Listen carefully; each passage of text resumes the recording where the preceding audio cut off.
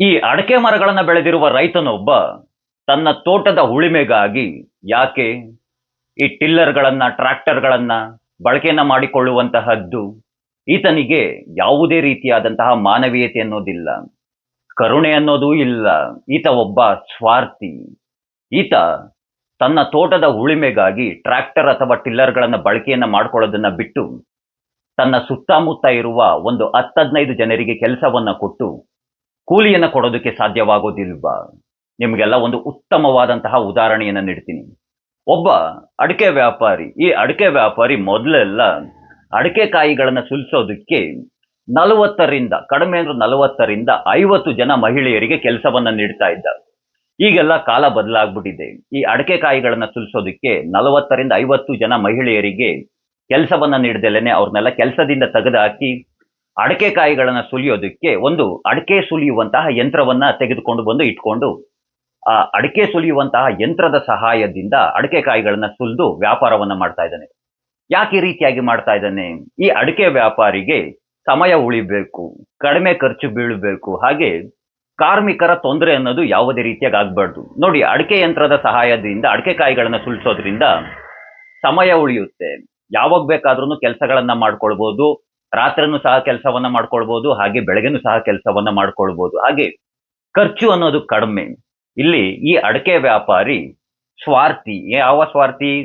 ತನ್ನ ಲಾಭವನ್ನ ಬಯಸುವಂತಹ ಸ್ವಾರ್ಥಿ. ಈ ಅಡಿಕೆ ವ್ಯಾಪಾರಿ ಮತ್ತೊಬ್ಬರ ಮೇಲೆ ಮಾನವೀಯತೆಯನ್ನು ತೋರ್ತಾ ಇಲ್ಲ, ಅಥವಾ ಮತ್ತೊಬ್ಬರ ಮೇಲೆ ಕರುಣೆ ತೋರುವಂತಹ ಅವಶ್ಯಕತೆಗಳು ಸಹ ಬರೋದಿಲ್ಲ.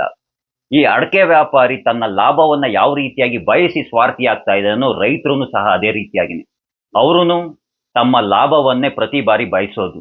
ಈ ನಮ್ಮ ಬೆಂಗಳೂರಿನಲ್ಲಿ ಇವತ್ತಿನ ದಿನ ಇದೇ ರೀತಿಯಾದಂತಹ ಪರಿಸ್ಥಿತಿ ಆಗಿರೋದು. ಈ ನಮ್ಮ ಬೆಂಗಳೂರಿನಲ್ಲಿರುವಂತಹ MNCಗಳು ಅಂದ್ರೆ ಮಲ್ಟಿನ್ಯಾಷನಲ್ ಕಂಪನಿಗಳು ಯಾವಿದ್ದಾವೆ ಅವೆಲ್ಲ ಆಲ್ಮೋಸ್ಟ್ ಎಲ್ಲ ಅಮೆರಿಕನ್ ಬೇಸ್ಡ್ ಕಂಪನಿಗಳನ್ನೇ.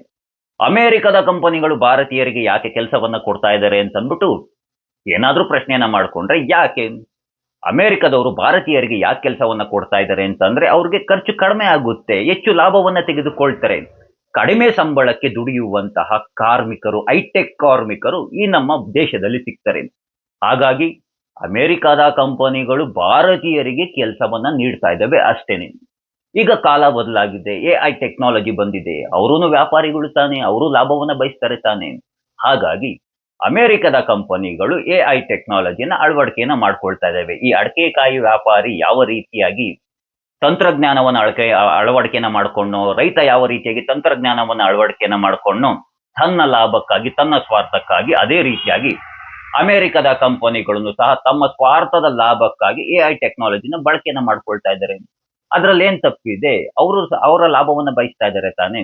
ಹಾಗಾಗೇನೆ ಹೇಳೋದು, ಕಾಲ ಬದಲಾದಂತೆಲ್ಲ ನಾವು ಸಹ ಅಪ್ಡೇಟ್ ಆಗ್ತಾ ಇರಬೇಕು, ನಾವು ಸಹ ಮುಂದೆ ಹೋಗ್ತಾ ಇರಬೇಕು.